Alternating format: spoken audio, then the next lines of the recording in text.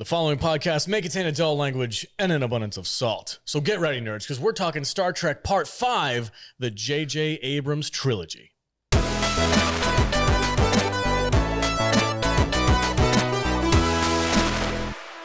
Welcome and thank you for joining us today on the Salty Nerd Podcast. We are going to be talking about the J.J. Abrams trilogy starring Chris Pine as Captain James T. Kirk. And I am joined, as always, by my fantastic panel of nerds and Trekkies, starting with Matt Vader. What's up, dude?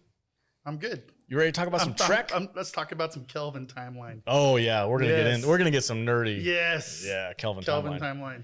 God, what a mess. You got to love it or hate it. Yeah. I don't know where I'm quite yet. We'll find out today. And also, the newest Trekkie, Jude, are you still on board? We'll see. We'll see. Okay. All right. I can see that. All right. And the producer himself, I forgot what your title was. That other guy that... The other dude that's here that uses the cameras with his magic fingers. What's up, Kadish? Oh, I have mixed feelings about this show today because I have a very big love-hate relationship with J.J. Abrams' Trek. Well, I know that you have like some serious salt just towards J.J. Abrams in general, so I kind of figured that was going to bleed over into these movies. So, who do you hate more, J.J. Abrams or Zack Snyder? It's not a question of hate. It's a question of I used to love these guys, and they've disappointed me time and time again. Who has hurt you more? Oh, JJ's really want? Did JJ touch you in your private places? Show you me think about the like doll. Zack Snyder hasn't really messed with any of those long-term nerd franchises. DC he messed with pretty bad. Yeah, but I mean, I don't know. The Snyder Cut wasn't terrible. He made them better. What are you talking about? Yeah, I like the Snyder Cut. Yeah, I like Wonder Woman. That was a Zack Snyder project. I mean, it was directed by Snyder Patty was Jenkins, responsible for the entire architecture of the DCEU, which ended up imploding on itself. So. That might have been studio. Was that his fault? I'm That was really the studio's sorry that I fault. asked the question. We're going to get it. This is Trek. now a Snyder show? Well, J.J. Abrams ruined two of my favorite all-time Exactly. franchises. So far. What's he on to next? He's on DC. He's on DC next. Yeah.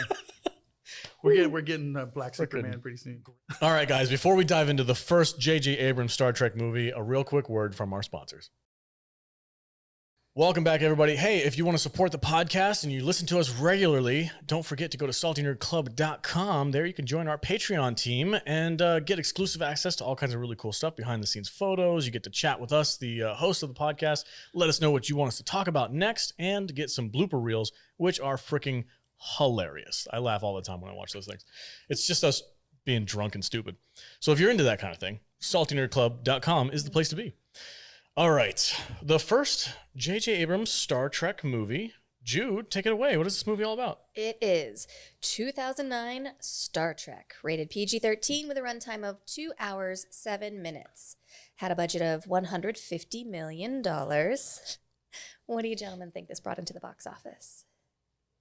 I'll go with Vader first, because you're chewing on donuts. He's got some cream on his face. Vader, what do you think this brought into the box? $322.5 million. That's a very fine guess. Alex? I'm going to go with a little bit lower than that. Okay. 250. You chose poorly. 385. Wow. Nice. Yeah. Better than I thought. Almost 400 million. Nice. You ready for the synopsis? Go for it. All right. Time-traveling Romulans kill Kirk's dad the day he's born. Fast forward 25 years, and J.T. Kirk is a bar-brawling bad boy with an eye for the ladies. Seeing leadership qualities in him, Captain Pike convinces Kirk to join Starfleet, where not only are there ladies, but green ladies, horned ladies, smelly ladies, all kinds of ladies ripe for the JTK pickup. Kirk spies a young Uhura and thinks, I bet she'd be into me. But in a twist that defies all logic, she's not into Kirk. She's into Spock. You like that? Dude, that was a Vulcan pun. I'm so proud of you. The gang is all young, starry-eyed, and together on the Enterprise when those pesky time-traveling Romulans attack Vulcan and kill Winona Ryder. Kirk and Spock must work together using logic and rebelliousness to defeat the Romulans before they can destroy Earth. I think that was one of your best synopsises ever. Girlfriend, just wait. Oh my God. We got 3 movies. Woo! It's pretty good. I'm all kind of jittery about that. That was pretty good. All right. Can I go first? Oh, of course. Yeah. Go for it. As your first experience, right? You've never seen this movie before? Correct. Awesome. Oh, wait. No, I think I did. I think I saw it actually with one of my exes. But like I had no content. I had no context for it. Yeah. Yeah. Because you didn't even know who James Kirk was originally. I mean, I knew who he was. I was born in America. But you weren't in love with him. No. So I think that as a whole, I think I probably would have liked these movies had I not already fallen in love with the OG Star Trek. The third one is my favorite that we're going to talk about. And I just feel like these aren't what I want in Star Trek. These are blockbuster sci-fi movies, which is not my thing. There's no camp, and there's really not a whole lot of heart. And then changing the timeline and like coupling up people that do not belong together really was bothersome to me. So I did not love it, but I didn't hate it either. I just kind of didn't care. It was funny because Jude really loved how in was it Star Trek 5 or 6? Basically, it's revealed that Scotty and Uhura are a thing. Yeah. And she hated the fact that Uhura and Scotty were not together in the JJ thing. It was the whole time. Every time she makes out with Spock, I was like, "Oh my God, Scotty's right there." He was too busy hanging out with his little androgynous his little buddy. Wee man. Yeah. Hey, get down. Where did that thing come from? I never quite have understood that. I never did either. It's just like a fun little alien that he hangs. Is that his dog? Does he put clothes on his dog? Probably that guy was an engineer, I think. He was very smart. He was a sidekick. I think he was like a sidekick. Anyway, he just kind of hung out. Jude, I just want to say your take seems to be the general consensus among many longtime Trekkie fans that I know who watched this movie. You said exactly what they all said. I'm glad you went first, because you would have been mad at me for saying everything you just said. Well, I think probably because we usually go in that order, and I always go after Vader and then go, yeah, I think the same thing. It seems like I don't actually have an opinion, so thanks for letting me show the fans out there that I actually can think sometimes. We let the woman go first. Yeah. Oh, you guys are so progressive. Given what she said, you will probably be surprised to know that I actually really enjoy these movies. Awesome. But I don't enjoy them as Star Trek movies. Okay. Yeah. Okay. They're not Star Trek movies. They're wannabe Star Trek movies, but they're really good action movies. Yeah. They're beautifully done, but growing up on old Star Trek, these were really weird to watch and see when they first came out, because everything's different. Yeah. Everything. It's like, but that was part of what JJ did, and he did it on purpose. He started an alternate timeline, the Kelvin, so he could fuck with everything that he wanted to screw with. And I get it, but I don't like it. And it pissed a lot of Trekkies off. Yep, it sure did. It really did, including me. Well, now 11 years later, hold on. I go back and I watch these, and I feel like I'm enjoying them more now than I did 10 years ago. Okay. I have a question. So yeah, we got to get to Kadish in a second. But I don't remember when the last Next Gen movie was in comparison to how much time. 7 years. That's not very long. A 7-year gap. Okay. So Nemesis came out, and then 7 years later, JJ did the revamp Kelvin timeline. Okay. So, Kadish, your general thoughts on this first movie? So, I have an issue with JJ's whole initial concept for this thing, because we now know, looking back, that JJ Abrams is creatively bankrupt. Yep.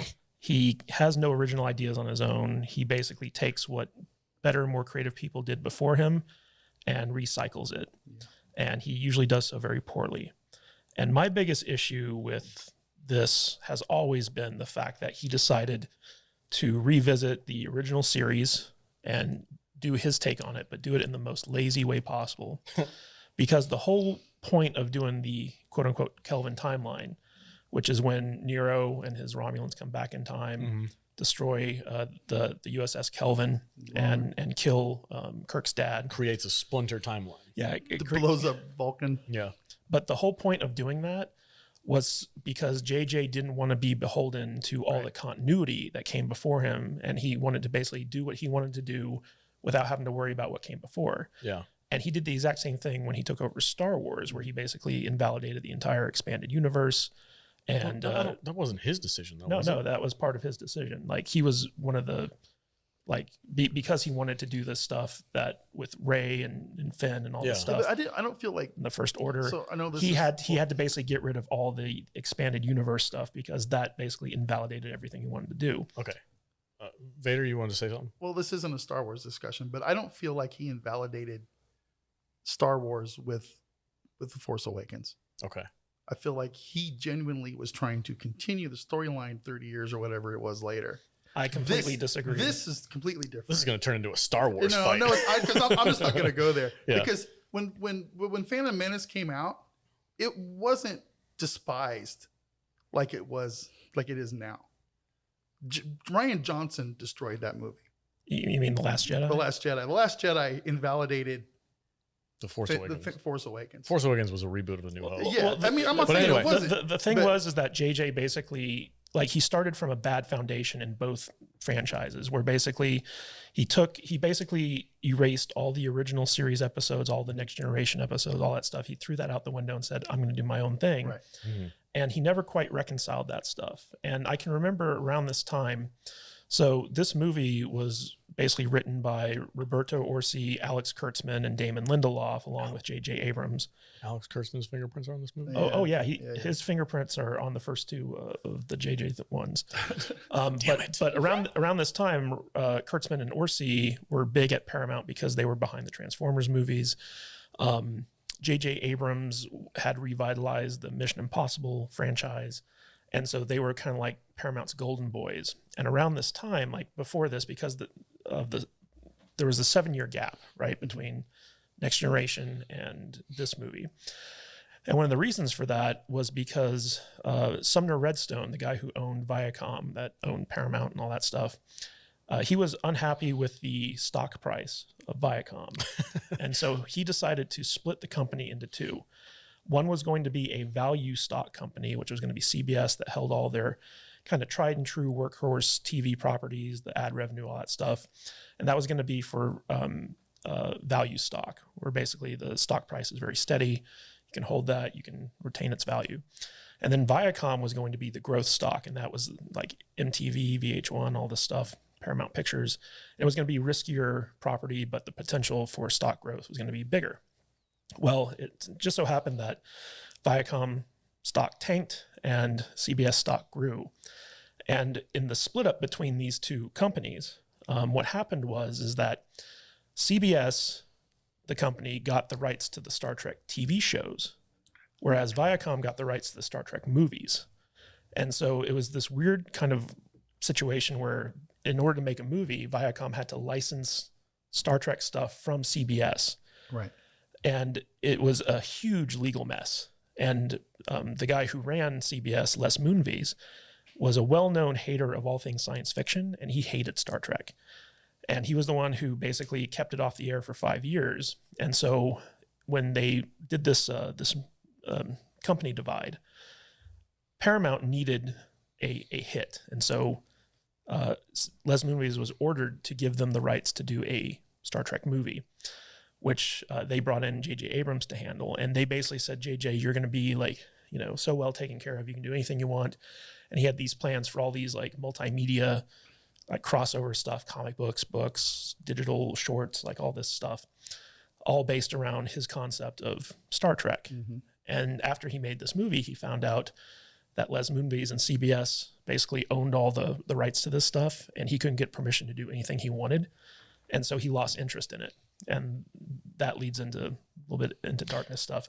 But overall, like the fact that he basically started the foundation of his reboot with the original series and invalidating everything that came before it, I feel was very detrimental to the future of Star Trek. Right. So what are your general thoughts on this first movie? I liked it. after all that, you Jesus. liked Well, it? now just Leave it to Kadish to listen, have a conversation about stock prices I know. during a nerd conversation. If you want to get more into that stuff, you have an article. Yeah, you floating do. right out there on Which I Medium have or read, something. and it's very It's interesting. good. Where can they find that? So if they go to medium.com/@Matthew Kadish, it's called the Star Trek Civil War. Right. And it basically is a behind the scenes look at like the entire run of Star Trek from the original series up to the JJ Right. era and the shenanigans that took place behind the scenes.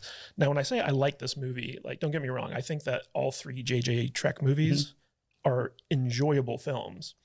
But the fact that the changes that were made and the decisions that were made with these films, I fundamentally disagree with. I'm with you, man. But Yeah. here's the thing.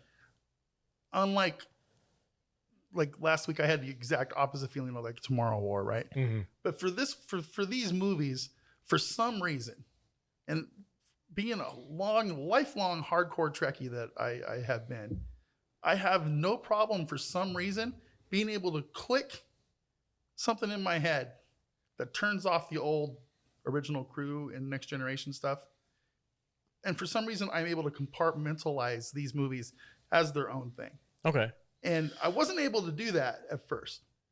But for some reason now, and I just learned that I can do this by rewatching these movies this week. I can watch these things on their own now and almost kind of enjoy them. Okay. And it's weird because I've never felt that way about these movies. The cast is fun. I've always thought they were cast well. Oh, yeah. I agree. You know, Pine is Kirk. I mean, He did really well. they're I not think they're it not going to find anybody else out there that can do Shatner as well as Shatner, or as well as you're never going to do Shatner as Kirk. Yeah. But as far as what Pine's been able to do, did. There's some he's kind of- mannerisms there. Yeah, There's he's some, kind of owned it a little personality quirks and mannerisms that I think he keyed in bit. on. You know, Do you think that Shatner was like stoked that No. he came from a Hemsworth? I doubt it. I don't think so. I don't think Shatner He was gives like, a yeah, shit. Hemsworth, my dad. The Of fucking God of course. Thunder? Yeah. My dad is Thor. That's, yeah, Well, that's it canon. was funny when this movie came out, no one knew who Chris Hemsworth Yeah, was. I know. It was a cameo. He was only in it for like the first 5 minutes. Yeah. pre-Thor, right? Yep, pre-Thor. Okay, so I'll give you guys my general thoughts. I agree more with Vader than I do with Matt. I think that because of the way that they split this timeline, I don't think it invalidates. I can go watch those movies or those TV shows and those movies from OG to the next gen and moving forward. I can still enjoy those shows and know that they still exist. I want to add really quick, just to be fair. If you had asked me that question a week ago, I would have said, I don't even want to watch these stupid movies because they're bullshit. They're not Trek. Yeah. And I really still don't think of them as Trek. But like I said, this week, for some reason, something clicked. And Well, it's different. It created a number of issues among the fandom because, like, Yeah. when Discovery came out and all that stuff, we were like, "What timeline is this? Is this the Kelvin timeline?" I think, yeah, see, Like, Well, right, and like Picard in particular, it's like, wait, we thought that this was invalidated by the Kelvin timeline. Like, nobody knows what timeline the new Star Trek. Right. But that's a shows whole are. other. that's a management whole other issue. thing. I think for me as a fan, I see this Kelvin timeline as just like a spin-off what if. Sure. What if somebody came back in time and shit went south, Kelvin got destroyed? This is what would have happened. But I mean, But like, if the movies had bothered to establish that this is an offshoot timeline and that other timelines still existed, like, even if it was just like a line of dialogue saying that, it'd be one thing. But, I think it's created so many issues because they've never fully explained it, and it didn't need to be that way. I don't know if I agree with you or not. It's like I have issues with these people who, there was a lot of people that complained about these movies because the aesthetic of that time period changed so much between 1967 and 2009. And, you know, to me, it's like, what else are they going to do? Are they going to recreate the cardboard sets with blinking lights? with people pushing the doors in and out when they walk through and stuff? It's not going to happen. No. You know, I thought what they did as far as the Enterprise design and the sets. Okay, I need to get to that in a second because I have issues. I do have some issues with the Enterprise. Really? But as far as the aesthetics and the lights and the controls and the kind of the virtual reality stuff and the light up screens, I thought this was very cool, and I love the aesthetic that they did in this thing. But as far as the ship goes, if every time I watch these movies, it messes with me because the interior of the ship, it's like they're going into some kind of magic box, or if they go inside the door of the ship, everything expands to where it's like 50 times larger than what it is. Looks like it is from the outside. Yeah. Like the engine room and the shuttle bay and stuff. They're huge. Well, look, man. They're enormous. It's like you go into T-Mobile. It's like you go into a basketball arena and you walk into a football stadium. It's ridiculous. These ships are supposed to be freaking huge. Yeah. So like in the 60s, you had a very limited budget where the bridge looks like it's one room. I'm not complaining about that. I'm complaining about the look of the ship on the show compared to what it looks like when they're actually inside the ship. The engine room and that kind of thing. It's like the engine room turns into like they're inside Hoover Dam. I'm all right with that. Well, the engine room was actually shot in a Budweiser brewing factory. Hell yeah. It's crazy. I like that. Aesthetically, design-wise, I think these movies are freaking awesome. Yeah, I would agree with you. Like, I'd say that like all the JJ films were well cast. The production design was really good. The special effects were great. Like they are gorgeous movies. They look fantastic. But to me, it was like him having to like basically get rid of over 50 years of continuity in order to make these movies always bugged me, because he could have done like, he either could have just set these in the original series era and have them be like, okay, these are the characters and these are other adventures that they're going on. Or he could have had like a whole new crew and just been unbound to everything that came before him, because he was going forward instead of going backward. So like my issue is just with the foundational aspects of these movies. Okay, well I kind of feel like JJ was messing with sacred stuff. It's possible. I don't think it wouldn't have mattered what he did. If you're gonna go mess with Kirk and Spock and McCoy and the original crew and the Enterprise, no, you would have upset people regardless of what you did. Yeah. It's just it would have been an impossibility. I don't blame people for being upset. I don't about either. That. I will say though, Carl Urban as McCoy is freaking genius. Awesome. Oh my god, he's so fun. He's channeling the dude. All that was left is my bones. Oh, it's so freaking good. You know what's funny is Chris Pine didn't want to do a impression of Shatner in his performance, but if you look at like, you know, Scotty and Bones and Spock, they're all basically doing impressions of the characters that came in, and they're amazing. Yeah. I kind of wish Pine had done a little bit more Shatner.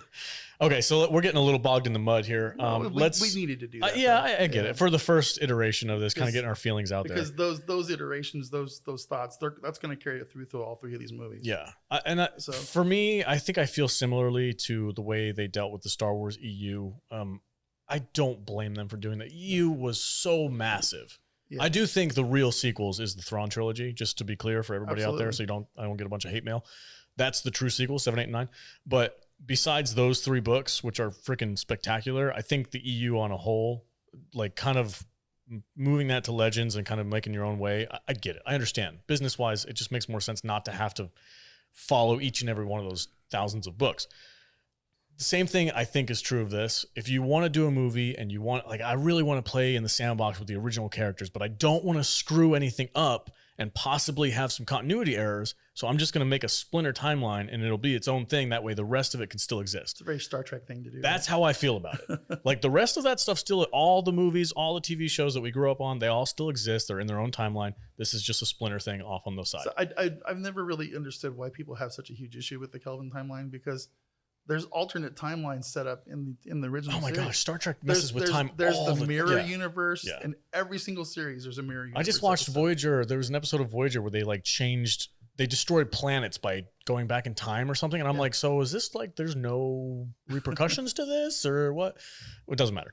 Okay. So the story itself, getting to know how Kirk got into Starfleet. How do we feel about that? I really enjoyed the relationship between Kirk and Captain Pike. I think it was really well done. I think the motivation of Kirk to like, he has to be that hot shot who has to prove himself. He was a little bit directionless. You know, he didn't know where he wanted to go with his life, and Pike came in there and like gave him a compass. Yeah. I really liked that. I thought it was great motivation. I understood why the character was doing what he was doing, and I think it fit really well. How did you feel about the motivation for Kirk? I thought it was okay. I felt it was kind of a bit contrived at places, but you know, this is the part where people have to separate the original timeline into the Kelvin timeline. You know, it's like, he wasn't raised by his father. This isn't William Shatner Kirk. Yeah. This is what happened to Chris Pine Kirk. Yeah. You know, and it's like he was raised by his mother and her boyfriend who liked to collect old cars from the 70s, I guess. So How many years old would that car be? like 200, I think. Damn, that's pretty badass. Yeah. Jude, how did you feel about Kirk's motivation in the beginning of this movie? I liked getting kind of that backstory, but like it's kind of difficult for me because I don't have all of the history with Star Trek that y'all do. So for me, it gets confusing in my brain when I'm like, oh, okay, this is the history. And then I'm like, no, wait, this is an alternate history. So for me, it was a little confusing, but if I just separate it and just call it a movie by itself, yeah, I liked it. Okay. What I will say is that I hated everything with Uhura. Oh, because of the Spock thing? I hated that, but also like the Uhura that I love, and she's kind of like this sexy, sassy, feisty gal, and I felt like Zoe Saldana played her very uptight and rigid, and she was more of a match for Spock in this, but I also hated it at the same time, and I felt like, why is she so rigid when she gets older? She's like, I was expecting to be like, when does she learn the fan dance? This whole time, and like I got 3 movies later, I'm like, no fucking fan dance. You serious? And I just didn't like anything about her character throughout all of the movies. Huh. Okay. They never really. She didn't really have a lot of character. She growth. was I can see that now. She was just mad at her boyfriend for 3 movies. She's the hot chick. You're she's not the wrong. Hot chick in the skirt. Yeah. You're not wrong. That's a good I didn't point. like it. That's a good point. They did kind of do a horror. I mean, I think Scotty's little tag along dude got more character growth than Yeah. Uhura did. Ooh, burn. Candace, how about you? How did you feel about the setup and motivation for Kirk in this movie? So there were some things I liked. Like I actually enjoyed giving Uhura's character a little bit more agency. We actually got her first name in this movie for once. I liked, seeing Kirk and Bones meet for the first time. And I thought it was kind of weird about how Spock was the one who designed the Kobayashi Maru. Yeah. And that first meeting with Kirk after he cheated to win it. One of my biggest issues, like I liked the Pike-Kirk relationship. However, it always bothered me that Kirk went literally from a cadet who was on suspension from Starfleet becoming a first officer and then becoming a captain within the span of like 2 minutes. Because he's Pike's boy. Yeah. But It's not about what you know, it's about who you know. but Yeah, even he so, didn't really earn it. yeah, there's a chain of command on the starships, and so like to elevate Kirk to first officer right off the bat, like the guy was fresh out of the academy, didn't even have a rank of ensign. He was a cadet. Yeah. And all of a sudden he's a first officer. I would think that someone like Sulu or Chekhov, who are lieutenants on the bridge, would be, next in line for that. And so like, I would think that they would have issue taking orders from this guy who basically just snuck on boards as a stowaway. And cheated his last exam.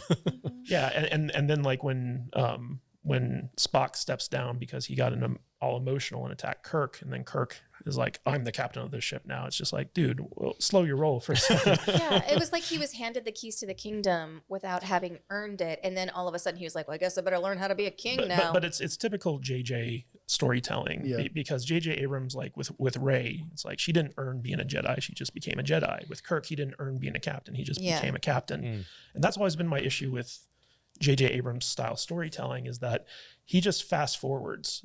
He's like, these characters are meant to be in a certain place, and therefore I'm going to put them in that place. It doesn't matter if they earned it or not.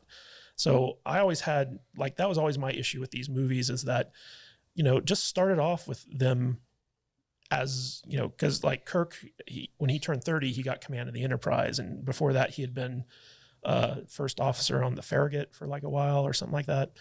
And so like he earned his way to that captain's chair after Pike stepped down. So to see him just kind of like Shoots and ladders his way up to it. Yeah, going literally from a cadet to captain within the span of like a day. It's really unbelievable and kind of annoying. I 100% agree with you. It was very contrived. That's a very fair criticism, I think. It's a solid point. It's hard to argue. I can't really argue against it. that in that 10-minute span of the movie, it's you just kind of head. I mean, they make reasons for it happening. They force it to happen, and it's all Pike. Pike is just the one, like, I believe in this kid, and that's what makes him go through the ranks. This, like I said, this movie, I enjoy it on an aesthetic level. Mm-hmm. They're fun movies, but if you don't turn your brain off and just kind of go with it, you're going to get mad. And like I said, I totally understand why people don't like these movies. I do. Because it's contrived. The whole Spock being on the ice moon of Vulcan. Yeah, I was going to ask, what did you guys was, think about the reveal of Leonard Nimoy came? It was very contrived. Contrived? Very confusing for me. So, I mean, they explained it. I like the whole thing where he comes through the wormhole and everything. Yeah. But it just...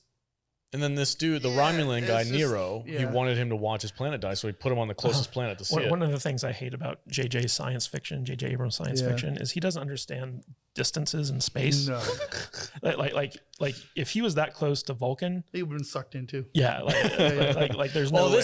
This movie doesn't know how black holes work. No, either. not at all. It's like it collapses the planet and then it just disappears. It's like, well, hold on a second. Yeah, technically it wasn't a black hole. It was a singularity made by the red matter, which kind of sucks in on itself until it disappears. Oh, it's like a one-shot thing? Yeah. Because they describe it as a black hole, don't they? Well, it's a singularity, which you could call a black hole, but the idea of this like MacGuffin red matter, where you take like a thimbleful of it, and it creates a singularity just big enough to where it collapses in on itself and disappears. It's pure J.J. Abrams. Nonsense. It really is. It's like, what is this? I remember watching this thing the first time. We're going, what the fuck is red matter? Where does this come from?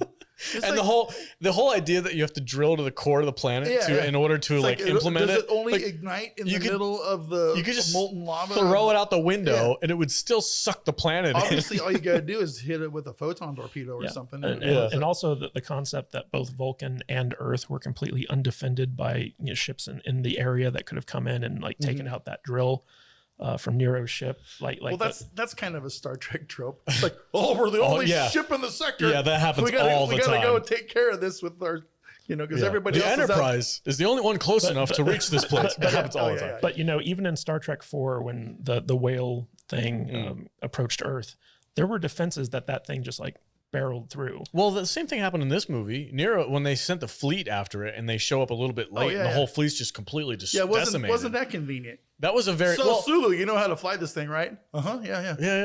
Is the parking brake on? If they would have been dead if he hadn't look, man, I think that shit's funny. I thought it was a funny line, and I also like this. This is a small little nod to the TV show, which I guess I have to give props to JJ a little bit for actually watching the original show. Don't you dare! Unlike Kurtzman, they have that light. That one strip of light that goes across the actor's eyes that's sitting in the captain's chair, that's classic OG Trek. I thought that was interesting. Well, they did a good job of throwing in references. Yeah. The biggest problem with this is that J.J. Abrams, Alex Kurtzman, and Damon Lindelof weren't actually fans of the show. The only real Star Trek fan was Roberto Orci. And he was kind of like their guide on like, no, like this is not Trek, this is Trek. Otherwise, they were just like, well, we're just going to make it up as we go. I mean, all they needed was one of those Star Trek encyclopedias. I got one at home. I would have let him borrow it.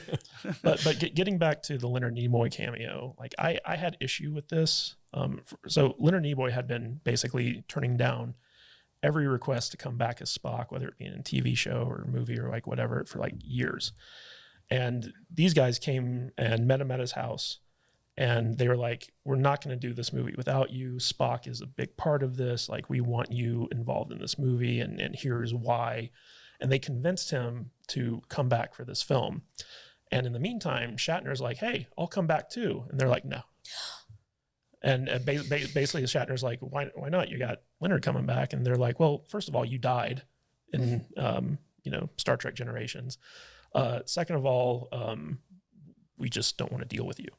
And so like, it was kind of funny because Shatner basically, I don't know if you guys know this or not, but after Generations, he actually wrote a book that's canonical in the Star Trek universe where Kirk comes back to life. And so he was like, well, you could just use the story from this book to explain my coming back. And they're like, no.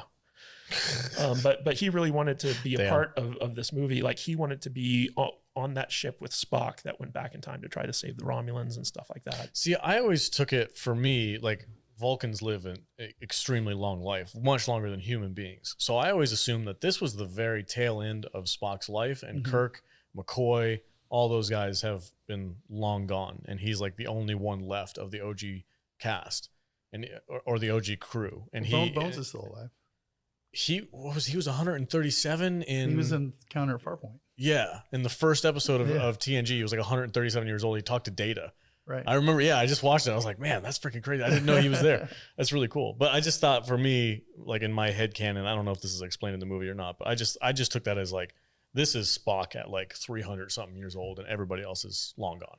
That's just kind of how I justified it. I didn't really know the backstory that they kind of snubbed Shatner. That's kind of messed up. I mean, isn't it kind of karma though? Because Shatner snubs a lot of people. Originally, they were going to have a scene where older Spock gave his younger self a holographic kind of letter from Kirk. So William Shatner would have showed up as a hologram, talking to his friend Spock, and it would have ended with like the final frontier like speech. And that, I think, would have been a fitting way to get him in the movie. And they were just like, nah. Just give him a bottle. I think the hardcore fans would have appreciated that. I think so too, for sure. Another little funny bit about this is, point number one, originally Matt Damon thought that he was in the running to be Captain Kirk. But J.J. Abrams was like, nah, dude, you're too old. And so like he was out of the running. Oh. And then secondly, when they were editing the movie, they did a screening of it to George Lucas. And J.J. Abrams, after he had seen the movie, he was like, George, do you have any advice for me on how to make the movie better? And George Lucas was like, put lightsabers in it. Are you serious? Yeah. Oh my God, George is such a troll. All right. So let me try to think what else we can talk about this movie. We talked about the beautiful action. I mean, the ship is freaking gorgeous. Let's talk about aesthetically, it's great. Let's talk about San Francisco. The destruction of San Francisco? I just love San Francisco in this movie. For once in a Star Trek show, for like the first time ever, I finally feel like they did a future city correctly. Okay. It's like, oh man, this looks like what one of our cities would look like 200 years in the future. Yeah. The Golden Gate Bridge is still there, and probably people don't use it, but it's there. Alcatraz was still there. Yeah. It's the Golden Gate Monument now. Yeah, but the skyscrapers are taller and they're futuristic looking. There's stuff flying around. It just looks cool. I love the aesthetic, like I've said before. One of the things I liked is with Bones, where we first meet him and he's talking about his divorce and he left me with nothing but my bones. That was all from DC Fontana's backstory for the character that she wrote in the original series that never actually got used. But it was there. And so these guys dug it up and they're like, we're going to give this to McCoy. I dig it. Cool. I'll talk about one of my favorite scenes. And I think it's probably one of the most memorable in this movie is the skydiving jump from the ship down. The way that they use the sound when you're in space and it's completely silent and you just see these guys freaking hauling ass down to the freaking planet surface. And then once they hit the atmosphere, it starts they're freaking out. The freaking wind's blowing them around and stuff like that. And the one cocky dude in the red shirt dies. He was the main engineer. The red shirt dies, man. That was great. When they're getting ready to jump and you see they're different colors. Yeah. You knew immediately red shirt's going to happen. That dude's dead. Yeah. Red shirt dead. But yeah. I don't know. I like that stuff. I mean, I don't want to keep just saying how pretty everything is, but I like Sulu's fencing. Yeah, with his sword. That was great. Yeah. And that's a callback again, another reference. JJ's good at doing his references. Yeah. The villain. Okay, so Nero, how'd you guys feel about the villain for a Trek movie? He's kind of one note, but I understood his motivation. If that makes sense. I didn't know that these guys were Vulcans until way into the movie. You mean Romulans? Or Romulans? Yeah. It's like, man, they don't look like Romulans. Well, they got the head ridges. A little bit. But then you had to go into the comic books for him to explain that they were in mourning, and that's when apparently Vulcans or Romulans shave their heads and tattoo their faces. Oh, is that a thing? I guess. I didn't know that. It was some weird Kelvin. How much Romulan ale do you think they had in their mining ship? But it must have been a lot because they were waiting around for 25 years. So. Kadish, how did you feel about the villain in this movie? Was he? I hated him. Really? I felt like it was a contrived villain. It's your typical JJ bad guy where it's like he's got the biggest ship you've ever seen, no matter how outlandish it is that it actually got made. It's a mining ship. And there was I remember I read somewhere that there was Borg technology involved with this ship. Really? Yeah. Yeah. It's really which allowed it to heal itself from damage and crap like that. Yeah. But they never explained that in the movie. But I felt like Nero he was an empty villain. The whole thing about Romulus getting destroyed by a supernova. Somehow that's Spock's fault. Yeah, and then they destroy Vulcan and create all these major continuity issues going forward. And I didn't feel like Nero was a believable villain. He had no previous ties to the franchise. Like if that had been like somehow Khan coming back or Harry Mudd or something that had like some type of connection to the original series, like it would have been a little bit more interesting to me. But as it was, Eric Bananas is like this evil Romulan guy. Just, you know, I felt like he was a very one-note villain. They didn't spend a lot of time fleshing him out. Yeah, and it's revenge. Eric Bana. Eric Bana. Yeah, the Hulk, basically. The 2005 Hulk. The Ang Lee Hulk. Yeah, Ang Lee Hulk. Jude, how did you feel about the villain in this movie? Do you... I'm kind of meh on the whole movie, to be honest. So I feel like, did I hate it? No. Did I love it? No. And I feel the same way about the villain. Okay. So I'm sorry, I don't have much to add. No, that's fine. This. That's fine. I feel bad that you're not talking as much. I was hoping to get some more out of you, but that's okay. Let's wrap it up then for this movie. I subverted your expectations. No. You did. You did. Final thoughts, Vader. Do you think this is worthy of the Star Trek badge? I've already said it's not. It's not. It's not Star Trek. It's an action movie. Okay. These are all action movies. They're not. To me, they're not Star Trek. They're Star Trek imposters that are making a good action flick. Yeah, like I feel like in rating it, I can't even put it in the realm of Star Trek movies because for me it's not.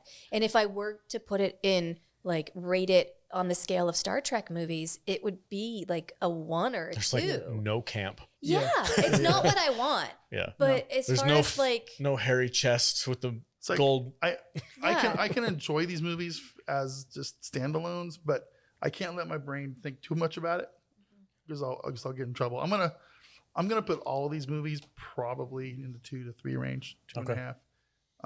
I'll give this one as the baseline. I'll go 2.5 on this one. Okay.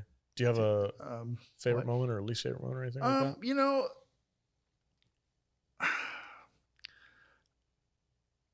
not really. It's just, it is what it is, man. I know I always disappoint you when you ask me that question because all the movies I was expecting you to get, I don't know. It would be this one. I mean, there's a lot of cool moments in this one, like when Vulcan gets sucked into the black hole and stuff. Yeah.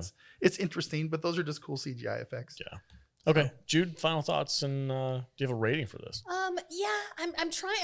The whole time y'all were talking, I was trying to figure out like how am I gonna rate this. So I guess I'm just gonna put this in like the realm of these 3 movies because I don't feel like I can put it in the Star Trek universe for me. Wow. Because it wouldn't do very well. So I think of the 3 movies we're going to talk about today, this is probably my least favorite. Okay.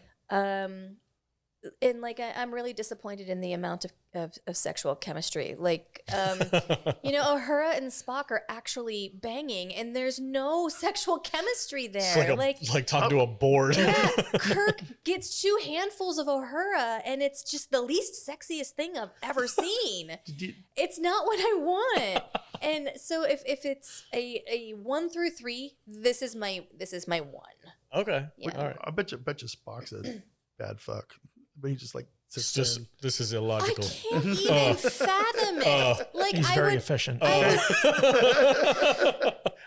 went there. I don't want to think about Spock banging. If you think about like the OG cast from the old movies, you got fan dancing Uhura with like freaking fast and loose, sexy Kirk.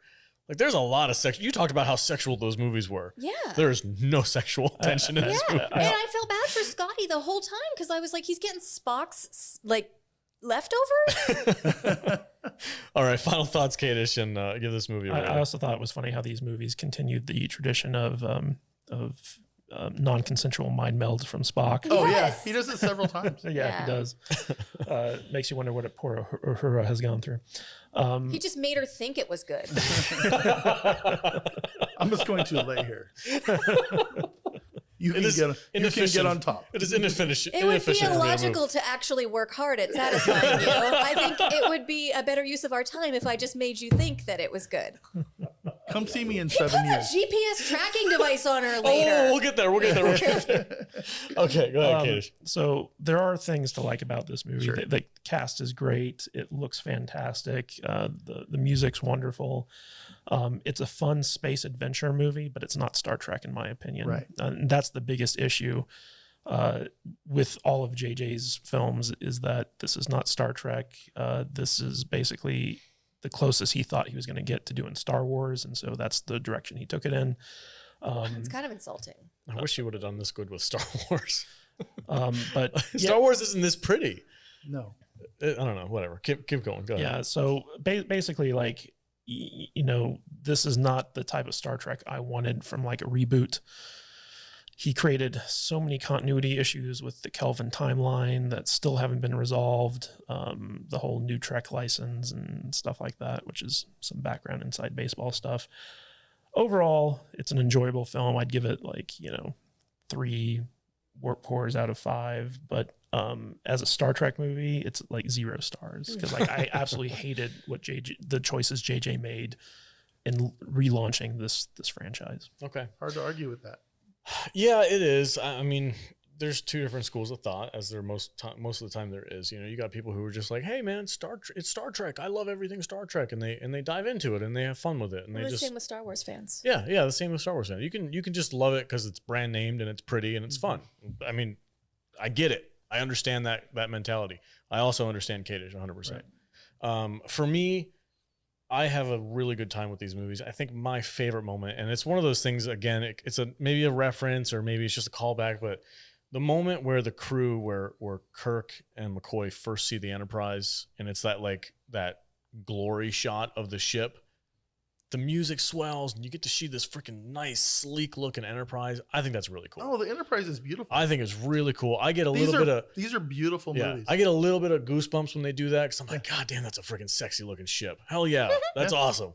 It's fun. It's cool. It's a lot of fun to watch. I can't argue with you guys. It doesn't feel like that has it's missing the soul. It right? doesn't have the heart. Yeah, it doesn't have the Yeah. heart from those OG movies. Even though some of the movies that we watched like the last couple of terrible. weeks are awful. Awful. They're boring. They're Yeah. snooze fests. Uh-huh. But they still feel like Star Trek. And I don't know how much of that is just because it's the same actors that we grew up with, and that's why we feel that way. Even though the movie sucks, we still like it because it's the same actors. This is a pretty movie with completely different actors, so we don't have that same connection. I think there's a disconnect there. I wish you would have blown up the planet of intergalactic peace. That would have been fun. Or the de-aging planet with a bunch of hospitals on it. Yeah. For me, I'm gonna do something I usually don't do, but like as a sci-fi action movie, this is a good 3.5. Tons of fun, beautiful to look at, very entertaining movie. As a Star Trek movie, it's probably gonna be like a 2. Yeah, if this wasn't Star Trek, it'd be a fantastic movie. Yeah, Mm-hmm. yeah. And the analogy that I have in my head for these 3 movies in general is like when you have a franchise that you love and you're given something else in the franchise that you haven't had for a while and you're just like happy to have it. For me, it's like people who love like cheeseburgers but think McDonald's is good. See, my dad, longtime Star Trek fan, freaking loves this movie. Yeah. Because he's just the type of dude who's like, No, it's Star Trek. I had fun with it. There's Yeah. Star Trek people out there that love these movies. Yeah. So I get it. There's a lot of them that hate them too. Yeah. I think the We're people that we're love it gonna like get crap. McDonald's. Oh, 100%. We're gonna get feedback for giving this movie 2.5 stars versus no stars. Comment below what you think of I this guarantee movie. it. There's gonna be comments. People Oh, are 100%. You guys are posers. Yeah. You're not Trekkies. You don't know what you're talking about. Woke ass motherfuckers. I can see it already, man. It's gonna happen. This is going to be a Snyder It's like, fan oh, in I'm there sorry you somewhere. don't like seeing green chicks in their underwear, dude. Yeah, I do. I want to see O'Brien slave girls Yeah. naked. I'm down. I'm good. All right. That's it, guys, for our discussion of the first J.J. Abrams movie, Star Trek. Stay tuned. We're going to get into Darkness next after a word from these sponsors. Welcome back, everybody. Hey, if you'd like to join us on our Discord server, go to saltynerddiscord.com. There you can chat with us. We have a whole bunch of different chat boards open with various different topics. I'm usually hanging out in there. I'm trying to move away from Twitter and into Discord a little bit more because I feel like it has a more personal vibe and we don't get caught up in the mucky muck of Twitter nonsense. So that's saltynerddiscord.com. Head over there, join us up, and we'll give you a roll and we'll hang out and we'll chat. Okay. Star Trek Into Darkness with Benedict Cumberbatch. Cumberbatch. Cumberbatch. Go ahead, Jude. Take it away. 2013 Star Trek Into Darkness, rated PG-13 with a runtime of 2 hours, 12 minutes, had a budget of $190 million. Whoa, almost 200 million. What do you think this made? I'm going to say 320. Vader? 280. I think that's my number for the day. 467. What? Yeah. All right, well, people like the first one, I guess. They came back for more. You ready? Yep, go for it. All right. Doctor Strange is afoot and up to no good. Oh boy. He's got super turbo blood and 72 torpedoes full of sleeping cryo fam. He's pissed off at having been woken up early from his cryo nap, and his tantrum gets Captain Pike killed. Kirk is on a mission to kill Doctor Strange, but Spock talks him out of murder. Turns out his name is Khan, and he's a really nice guy that just wants his people safe and sound and to be left alone. But then it turns out that his name is Khan, and he's the deadliest foe Starfleet has ever faced in the future on a different timeline. Meanwhile, Kirk meets his baby mama, and her dad tries to kill everyone aboard the Enterprise. Dr. Strange kills baby Gramps, and then Spock torpedoes Dr. Strange, and Kirk dies, but Dr. Strange's blood brings them back, and then they put Dr. Strange in cryo timeout, and Uhura is still banging Spock, but the cutest Starfleet couple is still Bones and Kirk. Dude, I'm very disappointed you didn't work RoboCop somewhere in there. Oh, yeah, General RoboCop. Admiral RoboCop. I'm actually- Admiral RoboCop. I'm very impressed that she tied Kirk's baby mama into it. Yeah, Dr. Carol Marcus. Thank nice. you. Yes, very good. Well done. I clocked That's that as good. soon as I saw her. I was like, that's baby mama. Yeah, that's baby mama. Blonde chick in the gratuitous underwear shot. Mhm. Why is she in her underwear? I said Except don't now- look. Yeah, he's like, you didn't tell me why not to look. She's like, I'm going to stand here and have a conversation with you while I'm in my underwear about why you shouldn't be looking. Yeah, She was hot. She was She, very Damn. hot. she was Hell also yeah. British all of a sudden. Yeah, is what it is. Sure. Okay, so elephant in the room. Yeah, Khan. Let's just get it out there. yeah. It's not good. He is not Ricardo Montalban. No, he is not. This is a vastly different version of that I didn't get to character. see his chest at all. I know, right? Oh my God, you're not. Yeah. Yeah. That's bullshit. Hell. Well, I mean, They tried to, Cumberbatch like, doesn't do that many push-ups. they tried to substitute like cheekbones for chesticles, and it didn't work for me. We're missing the sweater. Yeah. Who Missing the would we sweater. have cast as Khan if we wanted to have Khan in it? To make it more like. Well, originally they were going after Benicio del Toro. Okay. Oh, Yeah. yeah. Could have worked. I know who I would have picked. Who would you have picked? I would have picked Antonio Banderas. I was gonna. Yes. Yes. He's a little bit too old, though. You think so? And- I think he could and have pulled it Ricardo off. Montalban wasn't Yeah, 80 he was like when 70. he filmed it. 100 years old With when a he did long, that. like white no, mullet. no, this was back when Space Seed would have happened, right? I think it would have been fine. That's Okay. another question too that I have. Like, where? I know this is still Kelvin timeline, Antonio Banderas. but events still kind of happen similarly. So Yeah. in this timeline, the reaction to the Romulans showing up and like destroying half the fleet is this admiral dude It didn't. goes off and he like finds Khan and Yeah. thaws him out so that he, Well, in this timeline, the Enterprise didn't find the Khan ship. It was a different crew, Yeah. and so they delivered them to Starfleet instead of putting them off on their own planet. yeah. And they unthawed Khan because he was like one of the conquerors of like the early 20th century or whatever. And they gave him super blood. Well, he had super We blood in already the first had it. movie. Did he? Yeah. Yeah. That's how he could survive on that like Yeah. impossible planet that he was Okay. on. Well, he was eugenically enhanced, so like Yeah. his genetics were superior to that of Think normal humans. think Captain America Yeah, super soldier. with brain power as well. Like my whole thing with this movie though is, so first of all, it came out 4 years after the first Star Trek movie that JJ did, and the reason that it took so long to get made, because originally it was supposed to come out 2 years afterwards, but JJ decided to do Super 8 in between this movie, and he wasn't sure if he was going to come back and direct it. Another movie that was also not great. Yeah. And so like he was kind of like waffling on coming back for this movie, and it was taking Lindelof, Orsi, and Kurtzman a long time to come up with a story that everyone could agree on that was good. And so they basically just decided to rip off Star Trek 2. Yeah. And I can remember in the lead up to this movie, everyone was like, oh, so Benedict Cumberbatch is Khan, and this is Wrath of Kahn, and Yeah. they lied. They flat out came out and lied. Straight out lied. I remember this happening. He's not Khan. Yeah, I remember What this. are you talking about? I can picture in my head the interview with J.J. Abrams. The guy was like, "So is Cumberbatch playing Khan?" No, absolutely not. He's not. He's John Harrison or whatever the fuck. And he was just like, "No, we're not going down that road. I would never touch that character. That's like bullshit." It's sacred. And both. Do you think it's possible he hadn't looked at the script, so he legit didn't know? Well, both this movie and the previous movie, J.J. Abrams had like CIA level security going on, where like you weren't allowed to like keep versions of the script. They were like under like lock and key, and they had to be shuttled to and from the soundstage and like blacked out like cars so that people couldn't see them in their outfits and stuff like that.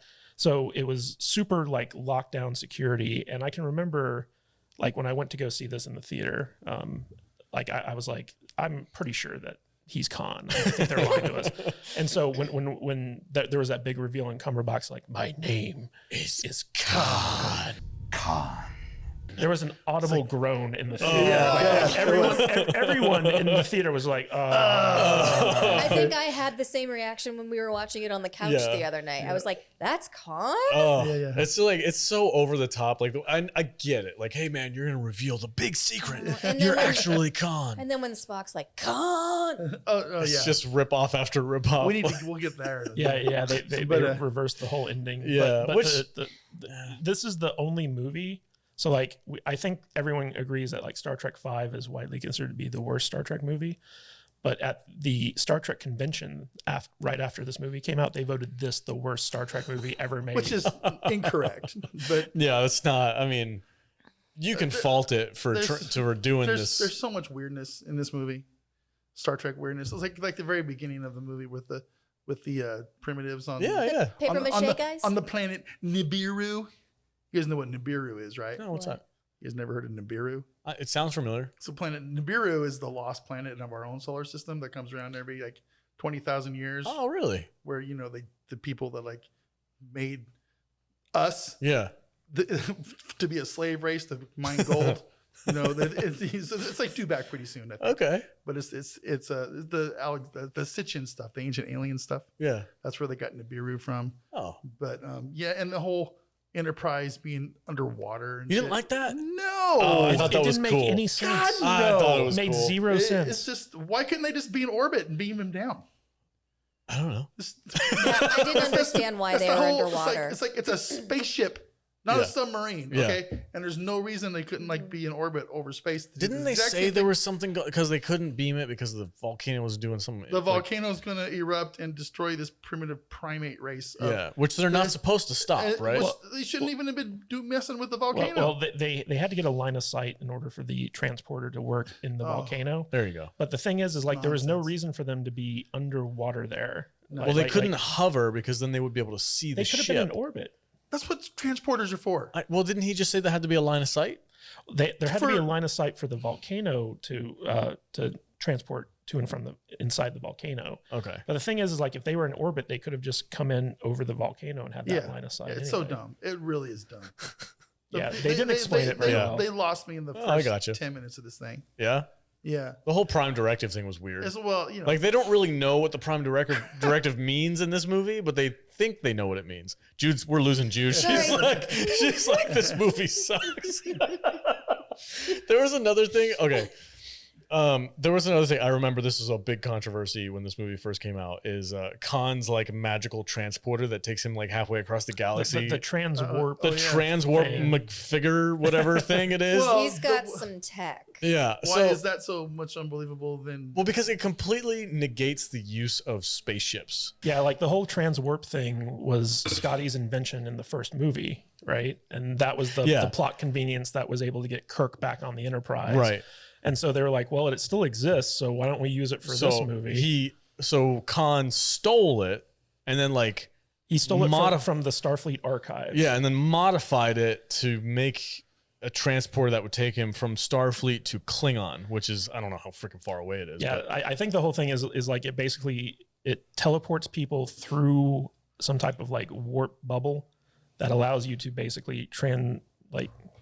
traverse distances of Yeah. hundreds of millions of light years. But it's like a one-time thing, though, right? It's not something they can use all the time, and it's something that he had to design himself. Is that what I don't know. Like Scotty in this movie, he got upset because he was like, I invented the thing, and like now some bad guys are using it. What's going on here? You'd think that they would have used this technology for all their starships. Yeah, that's what I'm saying. Like, if this exists and they knew it existed, then they would be using it. Like, just get rid of the Enterprise, mothball that thing, and just start transporting people. It's your typical Kurtzman, J.J. Abrams. Like, don't think about it too much.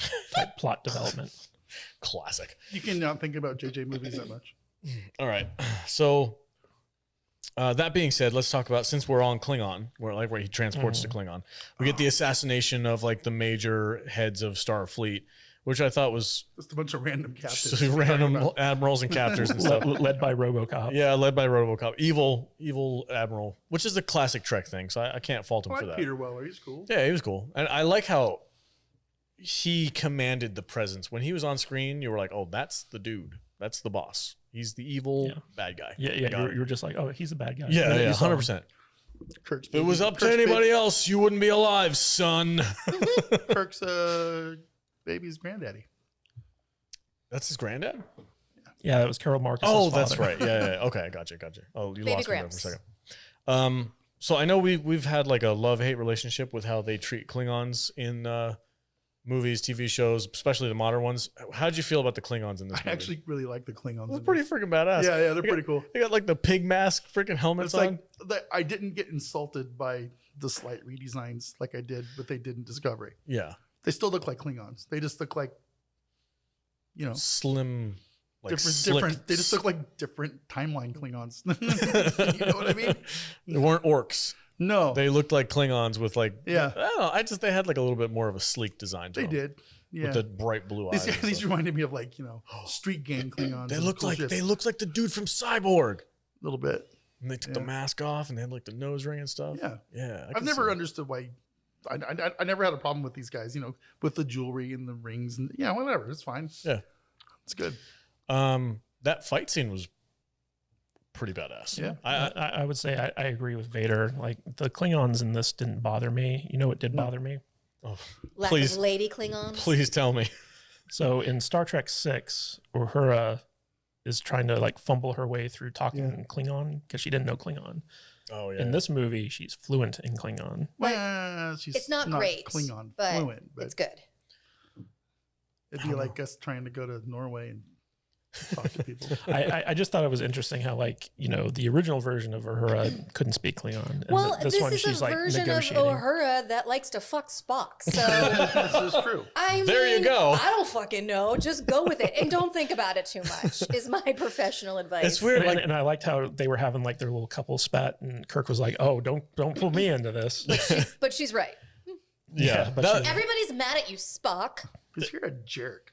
I thought the chemistry was kind of funny in this movie between the crew. It's growing a I little think bit. Kirk had chemistry with everyone because I honestly think that Kirk would fuck anyone. He's just down. He's Yeah. a down ass dude. You know, And if you're here to party, he's here to party with you. The funny thing is, like in the original series, Kirk wasn't that much of a man whore. No. But for whatever reason, in this movie, they made him like in that scene where he's in bed with like the two women with the tails. Well, hold on a second. Isn't classic Shatner Kirk like a ladies' Well, man? he's a ladies' man, but I think it's kind of the whole myth of that has kind of grown over the decades. Yeah. Yeah. It's taken on a To where presence. it's like a meme now. But The it- legend it of was- you is always greater than you. yeah. It was funny because that scene where he's in bed with the two women with the tails, Yeah. you think that those tails were CGI, but they were actually practical effects. Oh, nice. And Chris Pine was like weirded out by them It's like, in what- the scene. Oh, he's not into that? What a prude. It's kind of hot. I got an Amazon cart with your name on it there, buddy. Like, are those just for show tails or can you do things with them? You know what always weirded me out? I Totally wanna off know. subject. The freaking tails from that Dances with Wolves with aliens. Avatar. Avatar. yeah. When they plug into each other and they have sex. Yeah, that's weird. Super weird. All right. Anyway, Another Zoe Saldana. and then they plug. Yeah, it is. And they plug into each other to have sex, but then they also plug into the animals. Yeah. They control them. There's like multifunctional. Yeah. It's weird. Anyway, Sandra Bullock plugged in to have sex with Sly Stallone. I just watched that movie the other What? day. You did. Yes, I did. love that about you. Demolition Man sex. Demolition Man sex with the virtual He's reality. like, what are we doing? Oh, She's like oh, having yeah. sex. You gotta see my old face, huh? All right. I don't know what else to say about this movie, dude. I don't hate it. I think I like this movie better than I like the first movie. Did we, I agree. We touched on the Klingons. We Yeah. touched on. This is another example Yeah. of like JJ. You know, so in the first JJ movie, it's a bigger Romulan warbird. In this movie, it's a bigger Enterprise. Oh, yeah, bigger, Yeah. Dreadnought class. In Star Wars, it's a bigger Death Star. It's just like J.J. Abrams, just like he comes in, it's like, give the bad guy something bigger. You know, the whole scene where Scotty's stowed away on the ship and he's Yeah. running through the cargo Yeah, hold. yeah. It's like 800 miles long. Dude, you want to hear a It's funny story about that? ridiculous. I was watching an interview with Simon Pegg, and he said he had to do that shot 4 times. Oh my God. JJ made him run down that hallway 4 times. At the end of the shot, he threw up. I bet he did. Oh. And he's like, I tossed my lunch right then and there after I got done that shot. Yeah. And I looked at He is JJ and he's not like, a man known for his physical prowess. did you ever see the movie Run Fat Boy Run? It's got No. Simon Pegg in it. It's freaking hilarious.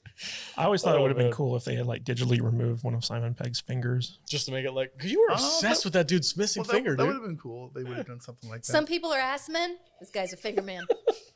How does he pawn far with a missing finger? Well, you He's know, never pawn farmed me. I'm very dissatisfied. you know what's funny is so DeForest Kelly used to wear this pinky ring, you know, all the time. I don't know why, but like every time he was on screen as Bones, he had this like little ring on his pinky. Of course he did. And yeah, of course. And That was his promise ring from Kirk. and you know, Carl Urban was aware enough that he would always wear a pinky ring when he was playing McCoy, and you can see it. Does he have a in pinky shots. ring in this movie? He does. He's got a pinky ring in all 3 of the movies. I That's did good. not Good for notice him. that. Good for him. Good for him. Yeah, and that was specifically because he was like, DeForest Kelly did this as Bones, and that's going to be my choice as well. I love Carl Urban. Has- He's so cool. He just gets better with age. He does. You know what? He is a sexy man. Mm-hmm. Go ahead, Vader. Has anybody ever addressed what the deal is with the midget dude?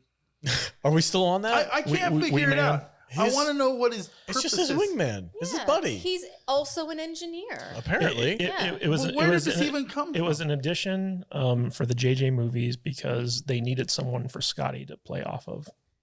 Get Because down. they gave Uhura to Spock. That's all he does. He just tells him, get down in every movie. It's the same freaking line. I think you just It's like to say funny. that. Get down. Get down. And apparently he's got acid snot. I don't know. I don't I know, guess. Okay, so Hot. I'm going to talk about something that I really like. Again, this is freaking just purely aesthetics.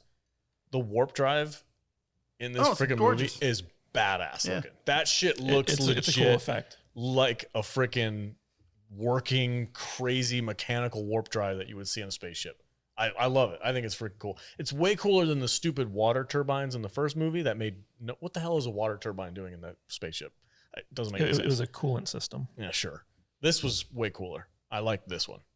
That's all. Okay. That's the only thing I can say about Good this. to know. Yeah. Cool Um, warp drive. how'd you guys feel about Kahn? I mean, they kind of played the same trick on him in this movie as they did in the other one, right? So there was an issue in this movie where basically they went into filming without a finished script. Surprise, surprise. So let's just take They the were other like, script. we're going to make Khan a nice guy. And then they were like, you know what? No, fuck that. but also, I forget if it was the first movie or this movie, there was a writer's strike going on. And so JJ couldn't even rewrite his own script legally while they were shooting. And I think Alex Kurtzman was on set doing rewrites as they went along. Like he had his little laptop on set and they were like, hey, we need a scene to shoot next. And he's like, give me a second. And he just like typed something up. So like, Just like, grab a couple guys from the art department. The, Have them do it. like the Mythic Quest. the production on all this stuff was just so chaotic and it's typical JJ, like just no plan, no forethought. Like for like 4 years, they kind of kicked around ideas for, you know, what should this movie be about? And they finally settled on a Star Trek II ripoff, and it didn't work. Yeah, I don't know, man. I don't know what to say. I was a little angry at the end when with the swap and the radiation. with the Kirk room. and the. Let's Yeah, talk about it just- that. Let's talk about it. It was Yeah. it was dumb. It was That's, basically that's one of the most iconic scenes of old school Trek. Yeah. Yeah, It it was really a little is. rapey. Raping. Yeah, I just feel like they raped the earlier version. Okay. Of, I gotcha. Of that very like. God, that was so scene heart-wrenching. made Vader cry. It did. I know. I guarantee you, this one didn't. This one makes me angry. It does. Yeah, that because was just a very pure, like original Star Trek, Yeah. like beautiful You have moment. been and always will be. That's my friend. Yeah, probably the most emotional scene of Any all Star of Trek Star movie. Trek of Yeah. all time. Yeah. And for them to take that piece of sacred celluloid, that sacred, go with it. it's just I felt insulted. Okay, as so- a Star Trek fan, so- as a Star Trek fan, that made me mad. It's like one of the few times that I will get angry watching these movies because they had no business touching on that. Yeah, this is a great example of. I know I've defended other directors who like take elements from different movies. We argue about whether it's a ripoff or whether it's paying homage. This ripoff. Yeah, Oh, yeah. 100%. It's in the same exact franchise. Yep. You're playing with the same exact characters, but you do the scene, but you mirror image it. That's a ripoff. So, to me. Yeah, so absolutely. Spock's death was the culmination of like years worth of like backstory and build up and stuff like that. There was like one movie 4 years ago before this movie came out, and it's like you just don't care about the characters as much. And I can understand them like, oh, we're flipping it.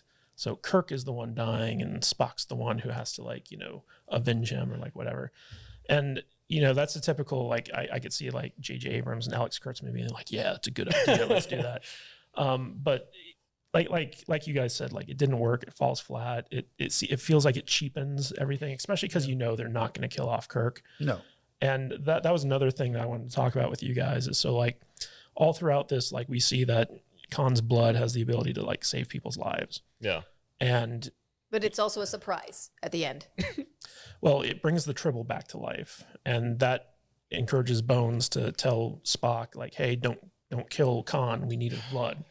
But the thing is like all 79 of like Khan's crew has that blood. Thank right? you. Right. Thank you. So like the minute they take that guy out of the Oh my God. the missile for the cryopod, couldn't they have Yes. just used his blood to save Kirk? Yes. You're killing me. Dude. I just now. Fuck that, dude. You just I like kept You've got thinking that the whole 72 time. other versions of that Yeah. dude sitting in cryo sleep right next to you, and you're like, you gotta keep him alive, Jim. And it's like, no. you just completely destroyed me. It's so I didn't even think about It's that. so dumb. Yeah. Who cares if he lives or dies? Shoot him in the my head. Get God. it over with. The whole time I was like, is Khan's blood special? No, not compared anymore. To these 72 other fans? No. Thank you, Kate. I was gonna say that, but thank you. Wow. It's just it's That's so infuriating. That was always the biggest plot hole to me, where I was like, they literally have all these people frozen Yeah. in the med bay. They're right They there. take the guy out to keep Kirk frozen. Why can't they use that guy's blood? They keep him in a coma, and he's right They there. they could just harvest all those guys' blood and completely change medicine as they knew it. Yeah. I don't understand. It outranks the youth juice from Yeah. Insurrection. Yeah, this is Wow. life juice. Yeah. Yeah, it's life juice. It's retarded. I'm sorry, I shouldn't have said that. It's dumb. No, it's retarded. It's fine. It's so stupid. It's completely. The third act is pointless. Oh fuck you, man! I'm just. they literally cured death in this movie. I am done. He This is complete, like, And then they just put him back in a coma. how did they went through a lot of effort. I hate J.J. Abrams now. I hate him. I Look loathe. what you did to him. I loathe him. You know what? And his Like stupidity. 30 minutes ago, I said I like Ugh. this movie better than the first one. I'm gonna have to take that back. No, it's like, Yeah. oh fuck. I'm just, You're not supposed to think about it. Man. J.J. Abrams has created a career on people not thinking. Oh my god. Yeah. And the minute you do, all of his movies fall apart. Yeah, this is why we've gotten all of the movies and TV shows in the last year and a half that we have. Yeah. Because people, they trained us all to be like mindless. my eyes are poking out of my skull. It was so goofy. The whole time you're sitting there like, why are they chasing Khan through San Francisco for no reason? Can like, we just move on to the next can we movie? just beam that dude? Can you just beam him? Can they not? Oh, is the They were Enterprise moving all, too fast. the Enterprise was beat up too much or something? I'm done. It's I'm just- going to go home. You got one more. Again, I'm gonna like. Fuck J.J. Abrams. It's so Jesus God. It's It's fine. And they went through a lot of effort to get Spock back in the Search for Spock. Yeah, they devoted an entire movie. We don't even see Leonard Nimoy until the very end. It was all dedicated to getting him back. In this one, they shoot him up with like magic blood juice, and then he's just back at the end giving a speech. It's like 3 months later, and he's like, I'm fine. How long was I out? I'm good, guys. That radiation poisoning was real strong stuff, huh? I also really hate it when they like trash the Enterprise. Like, Oh, really? I like that. No, that is like a special ship, and they demolish it beyond repair every single movie. kind of the And thing. then in kind the of a- next movie, they're like, it's fine now. We built a new one. I remember like when Why? when the Why Enterprise. not build a new ship and call it something new? Why are we just regurgitating Because Enterprise? the Enterprise is the It flagship. has a legacy. I remember that when the Enterprise was destroyed in the Search for Spock in Star Trek 3, Mhm. that was a big deal because that was the Enterprise. Now you it's know? just the norm. Yeah, like every movie, the Enterprise just gets shredded, and, Yeah. I just wish that like it went through like 3 seasons without like getting destroyed. Well, just to be fair, okay, just to kind of answer her question, we do that now. The Enterprise is an aircraft carrier. It was a space shuttle. It was I think it was a no, it wasn't a submarine. It wasn't this one. It was a clipper ship. The Enterprise is a name that goes. It has a through- legacy. It's a legacy. Yeah. And the Enterprise is always going to be the flagship of Starfleet. Yeah. Just like through all the different series, it's just the way it is, and I got no issue with that. No, me neither. But they don't have to blow it up as much as they do. It They really survived. don't. The first movie, it survived. It was just real beat up, right? But it was still flying. No, It's they- even they- worse in the next one. They destroyed it in Star Trek 3. No, the JJ Oh movie. no, they just refurbish it. Yeah. It gets messed up. It gets and then messed they up, but it fixed survives. and then they go This back. was the movie where they. Oh, no, it was the next movie. Oh no! Okay, so it survived this one It too. survived. I mean, this one barely survived. Though. I They gotta say they got though, messed up with Sulu as captain, and he's crashing through the atmosphere, and then he rises up through the clouds Yeah, that's again. Dude, god damn it, JJ is really good visually, Yeah. even though his story sucks. Jesus, the guy knows how to put something pretty on screen. I gotta give him that. And I did like how Sulu was. He's like I've never felt comfortable commanding a ship. That was probably my favorite moment in this movie, where Sulu's like, "If you test me, it will be your obliteration." That was so badass. Yeah, And and Bones was like, "Remind me Bones never was- to piss you yeah. off." I was I like- think Bones' dick moved when he said that. It He was like, it- "Oh, girl." He was playing with his pinky ring. He was like, "Yeah, I'm gonna meet you in your room later." Sulu had been down. He would have been down. Yeah. Oh my. Did John Cho ever say that in any of these? No, I don't No, think so, no, no. he didn't. Thank God. It would have been great. Oh, if It he would have had. been funny, but I'm glad he didn't. Go ahead. Speaking of things people say, I am so sick of "damn it, man" throughout all of this. Oh, and I in the never get next, sick of that. and in Never the ever get next sick. one, it's peppered in every 30 seconds. I mean, Bones said that a lot. Yeah. in the Yeah, yeah. show. He said it at least once an episode, I think, right? I don't know about that. Damn it, man. I'm a man. doctor, not an engineer. Something. A lot. All right, let's polish this one up. Final thoughts. I think Polish we this broke. turd off. Polish this turd off. I think we broke Vader. What's your final thoughts on this movie? Now that we kind of I don't shined know a anymore. You spotlight okay? I don't know anymore. on the third act. Just visually, like all these, it's fine. But now I'm just like broken. I just don't care. 1.5, 2 stars, somewhere in there. Yeah. Fuck J.J. Abrams, man. Jude, how about you? Dipshit. This Just- is still my second favorite in these 3 that we're going to talk about, that we're Okay. talking about today. So it's 2 out of 3 for me. I don't really have anything else to add. I think I've already said my piece on it. Oh man, this is so terrible. We had so much fun conversations about. I started the out old today. movies. It's like, hey, I can click a switch in my brain and turn it off, and I can enjoy these for what they are. And I'm like, now I'm just like, fuck it. I'm done. Okay, just real quick, polish this one off. Final thoughts. All right. So even though I have huge issues with this movie, I'd still give it 3 stars out of 5 because, if you can turn your brain off, you can enjoy it, and it looks pretty, and the cast is great. And I didn't hate the movie when I saw it, but yeah, it's dumb. It's terrible. Dumb. So as a Star Trek film, 0 stars, but as like a movie, I'd give it 3.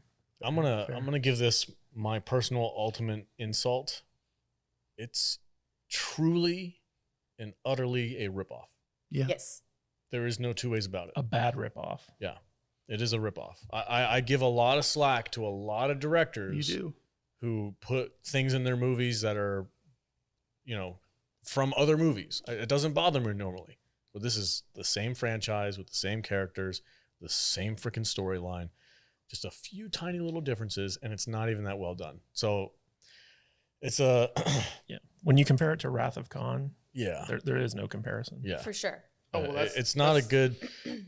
I'm kind of with V, it's very pretty. It's very fun. There's lots of action. There's lots of shooting. I think the chemistry between the cast is decent enough. It's pretty fun. But the movie itself is just a ripoff, and I'm kind of...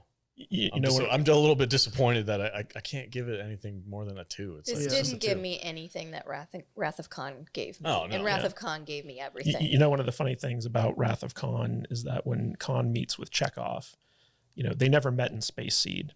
And Chekhov was like not even a part of the crew at that point. And yet Kahn recognizes him in the movie. And in this film, they move Chekhov from the bridge to engineering, so Kahn never meets him in this movie either. I thought that was kind of funny. I wonder if they did that on purpose. They did. Maybe they do put a little bit of thought in these things. How does that happen?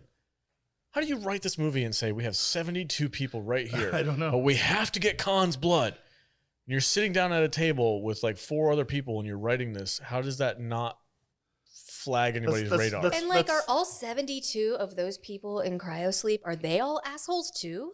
They're probably, yes. Yeah. That's why they didn't want to wake him up. Were there any kids? That was literally, that was literally RoboCop's reasoning. He's like, if one Khan is bad, 79 of them is even worse. So that's why we kept them all in cryosleep. If you want to know more about augments, watch Enterprise season 4. Okay. Anyway, all right, guys, that's it for our discussion of Into Darkness. Did you rate it? Yeah, 2. Okay. I think 2. Whatever. It doesn't matter. On a Points scale are of made what? up. On a scale of like 25 or? No, no, 5. It's not. I can watch it. I can turn it on and be like, oh, look at the freaking Enterprise, cool. But does Carol Marcus, actress, show her boobs in another movie? No, I'm sure she does. She looks pretty dang good in this movie, though. I'm not mad at JJ for doing that. Cute. I know he got some flack for doing that. You remember people were like, this is totally exploitation. Like, well, it kind of is. Yeah. They're not wrong. This gratuitous underwear scene. Yeah, duh. I love it. Yeah, I wish they had kind of set up the future relationship a bit better between her and Kirk. Yeah. I was excited to see her, and then that went nowhere.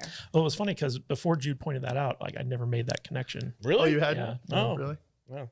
Because in the end, they make a thing of her joining the ship before they go out on their 5-year mission. And so then you she think it would have been disappears. you think it would have been followed up in the next movie, No. but it wasn't.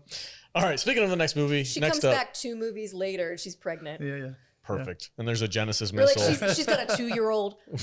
Maybe we can do it. And Kirk's like, that's a good-looking kid. Anyway, back to my theory. Anyway, that's it for Into Darkness. Comment below what you thought. We're going to take a quick break. We'll be right back. We're going to talk about Star Trek Beyond. Welcome back, everybody. Hey, if you'd like to support the podcast and get some awesome swag in return, you can go to saltynerdstore.com. There you can get the Salty Justice Warrior t-shirt that Vader's wearing right there. You can also get the official Salty Nerd Podcast t-shirt that Jude is wearing, and the Basement Dweller, which Matthew Kadish is wearing right This now. is not available in our store at the moment. It's not? No. Stay tuned. I'll hack in. I'll get it out there for you guys. We'll probably do a limited time on it. Okay. Stay tuned. SaltyNerdStore.com. These designs are all available in stickers and magnets and all kinds of other stuff too. All right, let's get into it. Star Trek Beyond. Jude, take it away. All right. 2016 Star Trek Beyond, rated PG-13 with a runtime of 2 hours, 2 minutes. Had a budget of $185 million. Wow. What do you think this brought in? 400 million. V? What was the budget? 185. What did I say? I said 280 on the other one? Yeah. I'm going to go $280 million. All right. $343 million. So you were pretty close, Alex. Cool. You ready? Yep, go for it. All right. It's halfway through the 5-year deep space plan, and everybody's sick of boning the same crew members, sick of the same uniforms, and sick of themselves. We need an adventure. Q getting attacked by a swarm of unknown aliens. The Enterprise gets mangled, and the crew ends up stranded on a planet inside a nebula. Scotty meets a feisty blonde warrior that happens to live on an old Federation ship, and it's a match made in Nebula when these two put their heads and playlists together. Uhura has been taken by the Jeepers Creepers monster, but luckily Spock gifted her a GPS tracking device, and it turns out that was kind of handy. Once the gang finally meets up together, they get the USS Franklin in the air. They use the blonde warrior Jayla's old school Beastie Boys single to disrupt the swarm of enemy ships trying to attack them.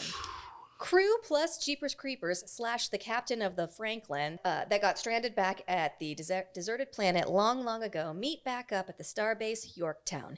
And he's got a "why'd you leave me all alone there" revenge weapon ready to take out the whole starbase. Kirk gives chase and thwarts Creepers, sucking him and the weapon into space. But just when Kirk is about to get sucked out into space with him, Spock swoops in for the save. Later, Bones and Kirk wear matching couples leather jackets to Kirk's surprise birthday party. Very good, Jude. Thank you. Very good. And that was our talk about Star Wars. I don't give a shit about this movie. This movie's crap, dude. It's trash. It's so dull. Yeah. And it's weird that, like, as much as we rag on the other two movies, at least they're fun and action-packed and, like, interesting to watch. This one, I was just like, what are we doing? Why are we doing this? Why is this? This is just more Kelvin action flick. I guess. This is CGI vomit all over my TV screen. Yeah. I don't know. I really have a hard time talking about this movie because I genuinely have zero interest in it. And I don't know if I'm like giving it a disservice or what. Go ahead, Jude. So it occurred to me last night that after I watched this one, so I'd never seen this one before, for sure. And after I watched it, I think by the time I had watched this, I had, like, my love of Star Trek had gotten beat down enough that I could enjoy this. And I thought to myself, like, if I had never seen any other Star Trek stuff, I probably would have really liked this movie. So for me, this is my favorite of the three because it was, I guess I was in a position to accept it after having watched the other two. And also I felt like there was some amount of ridiculous camp that I was like, okay, fine, it's giving me something. Yeah. And I felt like there was like silly sexual chemistry in this between absurd members of the crew. Like, it's, for me, it's always Kirk and Bones. I always feel like there's something going on there. But I felt like that throughout. And I was like, oh, God, what was the scene? I felt like it was like Spock and someone at one point. Maybe it was Spock and Bones. I think it was Spock and Bones. Yeah, they spent a lot of the movie together. I was like, there was some banter happening. And it was giving me a little something to, like, chuckle about, which I liked. Jude's like one of these shipper chicks. Yeah. He's always trying to, like, hook weirdo couples up together. I just love love. Yeah, if she bothered to watch the sequel trilogy, she'd be a Raylo. Oh my God, please don't. I wouldn't. No, I wouldn't be your friend after that. To compare how I feel about these movies and compare them to like how I feel about the Star Wars other movies, I feel like the Star Wars trilogy has gotten way more like just torn apart, and the franchise has gotten raped with what has happened with those movies. Okay. I don't necessarily feel like that with these. For me, it's just like a bad job trying to reboot it. Yeah, but I don't feel like it destroyed the original content like what the movies for Star Wars has done. I don't know if that's making sense. I think it might be because it's a different timeline. Yeah. You can kind of compartmentalize it a little bit. Yeah, like I don't think that this is, for me, it's not the Star Trek that I want. Yeah. But I just feel like they tried and did a bad job, and it's not for me. But I'm not angry about it. Like, I won't even watch those Star Wars movies because for me, I'm just like, no, I'm not going to do that to my heart, to my brain. I'm not going to subject myself to that. These I didn't want to watch, but I did. And I kind of knew I wasn't going to like them, and I didn't. Kadish, what are your opening thoughts on Star Trek Beyond? So Star Trek Beyond is my favorite of the J.J. Abrams Bad Robot Star Trek movies. It was written by Simon Pegg. So I feel like... Oh, I love that. Yeah, I feel like this movie does a better job than the other two of kind of incorporating the entire crew into the adventure. I like that it's not the Kirk and Spock show like the first two were. I feel like Spock being teamed up with McCoy was fantastic. I liked, Uhura and Sulu and Kirk and Chekhov together. I just feel like we got more of like the cohesive ensemble in this movie where everyone had something to do to contribute to the plot. I liked little characterization things like Chekhov being a ladies' man in this movie. He's just hooking up with everything left and right. And it's a shame that Anton Yelchin passed away that was a real bummer. So like, I feel like this is the best written of the three JJ movies. And also Justin Lin directed this as opposed to JJ Abrams. And if you remember Justin Lin, he's the guy who basically made the Fast and Furious franchise what it was. He directed every Fast and Furious movie from episode 3 onward, except for episode 7, which he didn't do because he was doing this movie. So Fast 9 was Justin Lin and all that stuff. Well, that makes so much sense why I liked this more, like Simon Pegg, and I love the Fast and Furious movies. The table is split. Yeah, and Justin Lin, like he's really good at making these like dumb but fun movies. And so like you have like Kirk on a motorcycle in this movie. That's exactly what I feel like this was, dumb but fun. Yeah, and you have the whole Beastie Boys climax, which is so stupid, but I love it. I did too. I thought it was hilarious. What? Yeah. It's so un-Trek. Yeah. It was... All of these movies are untracked. But every JJ movie has a Beastie Boys song in it, and this one kind of harkened back to the 2009 one, but because I'm going to use a filmmaking term, a diegetic song, so like it exists within like the actual universe. So the characters are hearing it.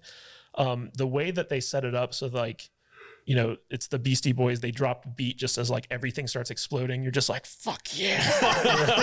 and I went and saw this movie in the theater with the Las Vegas Star Trek Club. So it was all these hardcore Trekkies, and we were all sitting there. We were just like, Beastie Boys. So like out of all the JJ movies, this one feels most authentically Star Trek to me. And I just really enjoyed it. So wow, I am shocked, honestly. I didn't care about the bad guy. I thought the Beastie Boys finale was kind of like weird, really out of place for me.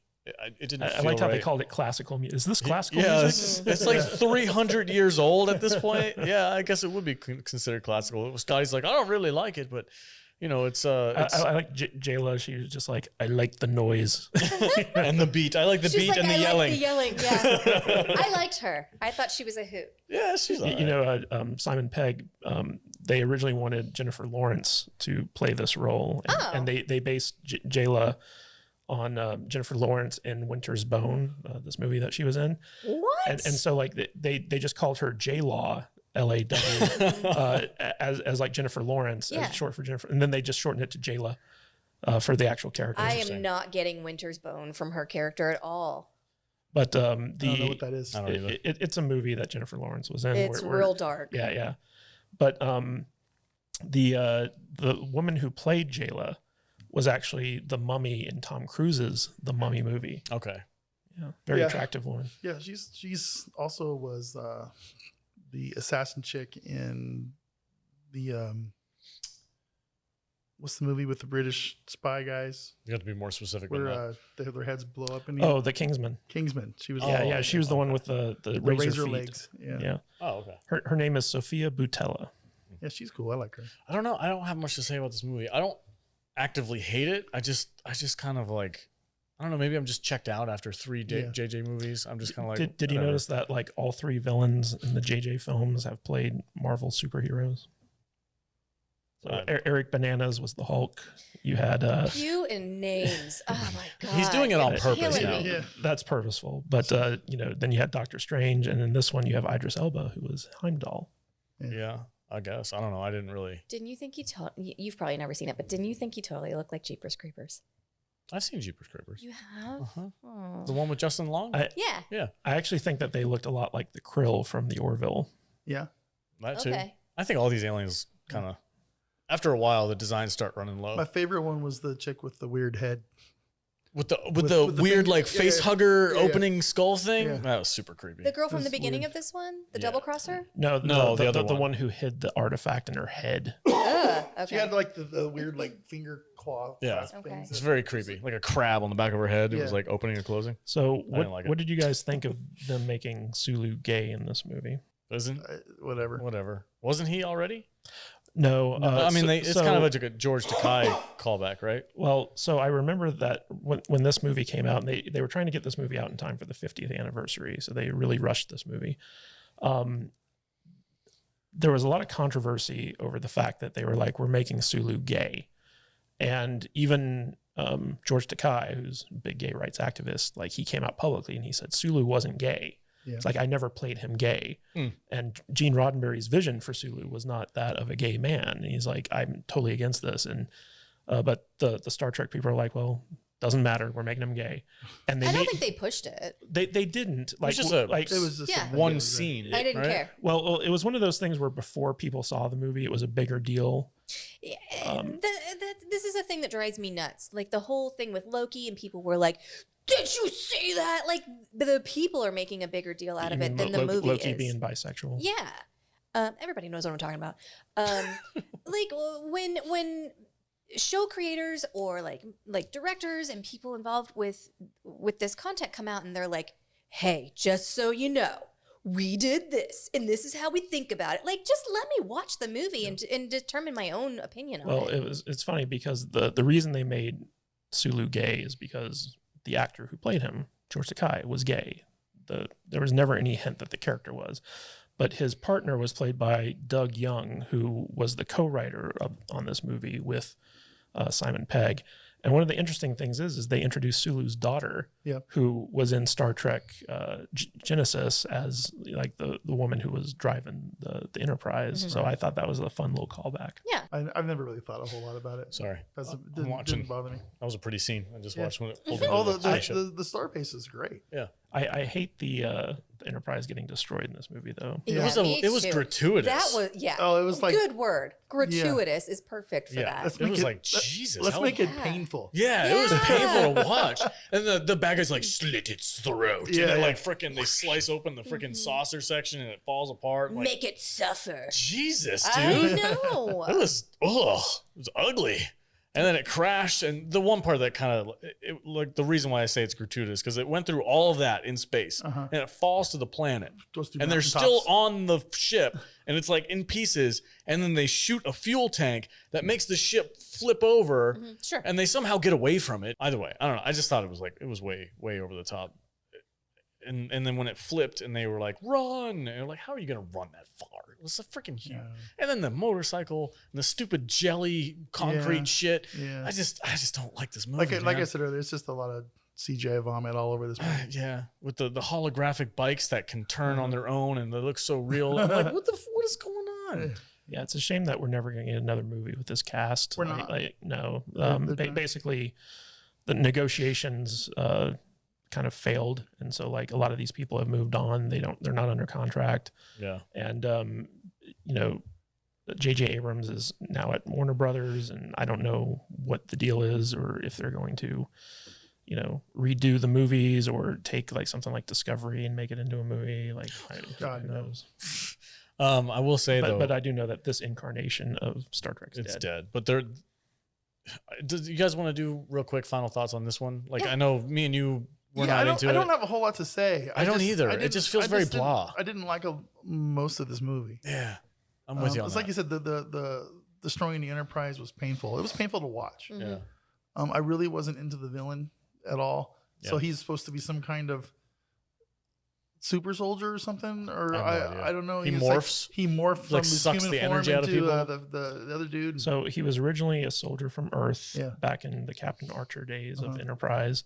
He got stranded on this alien planet and he used their technology to genetically alter him so that he could live forever, basically. And he was the captain of the ship that, He was the Yeah. captain The of other the, chick- of the Franklin. and Yeah. he didn't know where his ship was.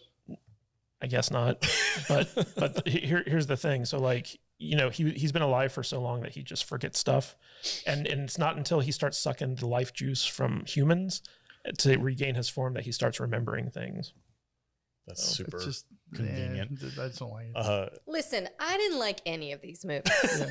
but of the three, I hated this one the least. Okay. That's not fair. I didn't hate any of them. I just didn't care at all. And I guess I had the most fun with this one. Okay. All right. Kadish?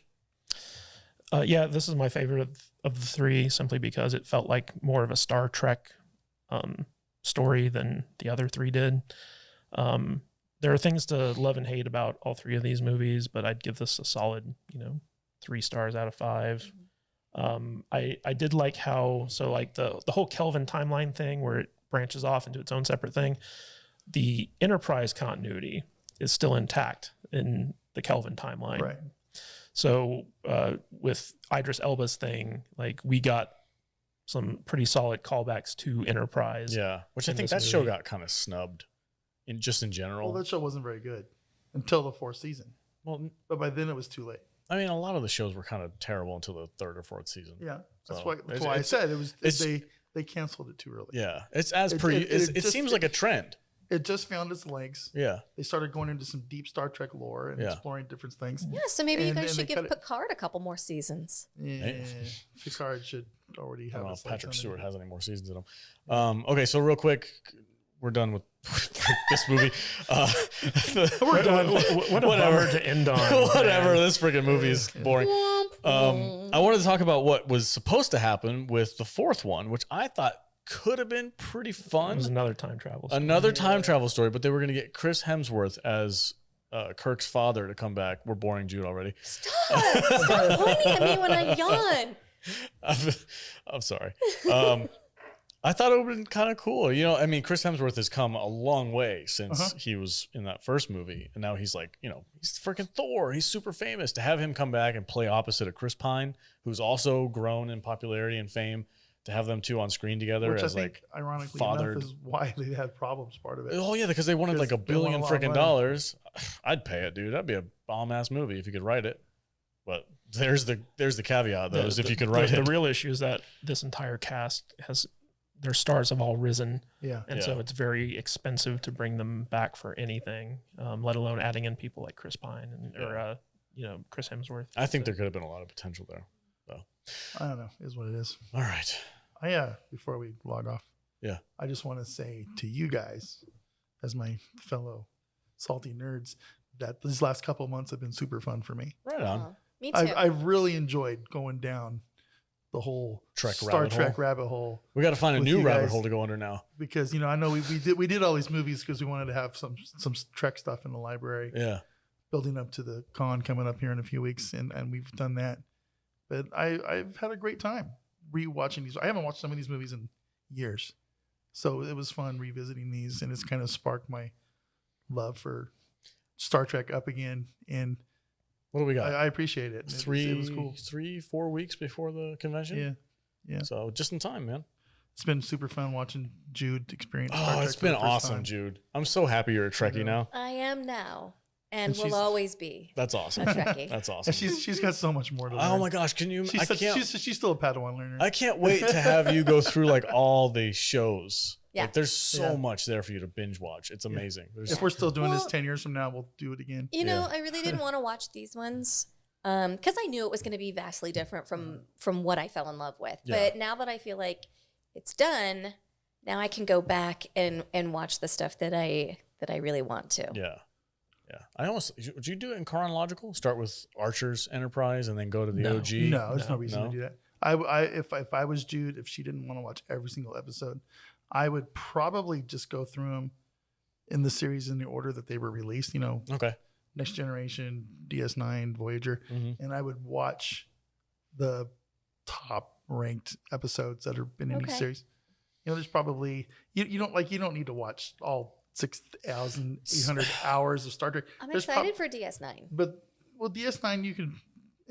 I tried for a third Yeah, time yeah. to watch that show. Oh, This I thought you said it was really good. No, that was Kadish that said that. DS9 is story wise. I think DS9 is the best of all I the series. struggle to get into it. But I don't know like what I it is. said, watch the pilot on DS9 and then skip to when Worf joins the cast. Yeah. Okay. Then you're good. But it's like I said, there's probably 20, 25 episodes of each series that you could narrow it down to. Oh God, I love the days when we got 25 episodes know. in a season. Oh, these know. seasons are long. Yeah. Because For- there's a lot of crap. There's a lot of filler episodes. Oh, yeah. You know, and Yeah. but You there's want some also a lot of good stuff. You want some fun, campy sexual tension? Watch Yes. Voyager. And when 7 and 9 shows up, Oh, God. everybody's got the hots for her. It's Okay. freaking hilarious. Okay. You She's got- part Borg, right? Yeah. Okay. It's hilarious. Voyager's my bag. So if you have any questions about Voyager, I'm your guy. I'm hoping we on the show, I'm hoping we take some of the like 2-part season cliffhanger episodes I could and treat them as their own thing, like we did with Best of Both Yeah, Worlds. yeah. I would love to explore. That's not a some bad of those. idea. Yeah. because I could talk about Year of Hell from Voyager. That's a 2-parter episode. Freaking awesome. It's so much fun. Maybe we can do that as Jude goes through the library. Let's book it. So Right on. All right, guys. That's our conversation about Star Trek. We've gone through the OG all the way to the J.J. Abrams. If you guys haven't catched some of our other episodes, go on our YouTube channel and head back a couple weeks. They're a couple weeks apart. We've got a playlist. We got a playlist of all the Star Trek episodes. If you are interested, if you like this conversation, you can go back and check out our other conversations on those movies. We have a lot of fun here. Thank you. As always, comment below what you think of these movies. And don't forget to like and subscribe. Vader, where can they find you on the socials, buddy? you can find me at MattVader74 on Twitter, Instagram, YouTube, Getter, TikTok. I don't know. Everywhere. He's everywhere. Yeah. I, How do you keep trying, up with it all? I'm trying to get better at updating stuff. Twitter, usually, most of the time. Most of it's show promotion. Right on. If you want to hear me just really get pissy with something, it's probably going to be on Twitter. So, yeah. Cool. Jude, where can they find you at? You can find me at I am Jude Juju on Instagram, Twitter, and TikTok. And I'm not really on Twitter a lot, but I am on Instagram a lot. Right on. You've been on there more. A little bit. A little bit. A little bit. Just when you guys private chat me. Just a little bit. Matthew Kadish, where can they find you at, bud? You can find me at Matthew Kadish, Kadish on Twitter and Getter. And you can also check out my Amazon page at kadishbooks.com. That'll take you and show you some of my books on Amazon. Get her done. What is Gitter? It's the a Twitter red alternative. version of Twitter. Okay. Anti-censorship type people go over there. Okay. We'll explain it to you in a minute. Okay. Didn't you guys try to do that with another thing? Just Yeah, like Parlor, that? and they That squashed one. it. Okay. That was the Yeah. man. The man put his thumb down on that. Yeah. One. Yeah. You're We'll not see. afraid that you're going to ruin Gitter just like the way you ruined Parlor? Yeah, because it's all our fault. Canceled! I mean, if I was going to make Getter, I would have named it Grabber. But, Nice. Solid. Okay. Grab her by the pussy. You can edit that out. Nope. You better. Nope, leave it in. I am your host, the Salty Nerd. You can catch me on our Discord server because I don't like Twitter. Go to saltynerd.discord.com and join our server. We'll give you a role. You get access to some chats. We talk about all different subjects, and I'm usually hanging out there chatting with people about movies and whatnot, and watches and other nerdy stuff. Video games too. We have all kinds of stuff there. Go to Discord. Discord's better. Does it hurt you to not mention dinosaurs when you do that? It's not Jurassic June anymore. I have a chat. I Thank changed the God. name though. You did. Yeah, it's F yeah dinosaurs. So that's where. Okay, saltynerdiscord.com. You can go there and chat with me. All right, guys, signing off. Thank you for joining us. As always, stay salty, my friends.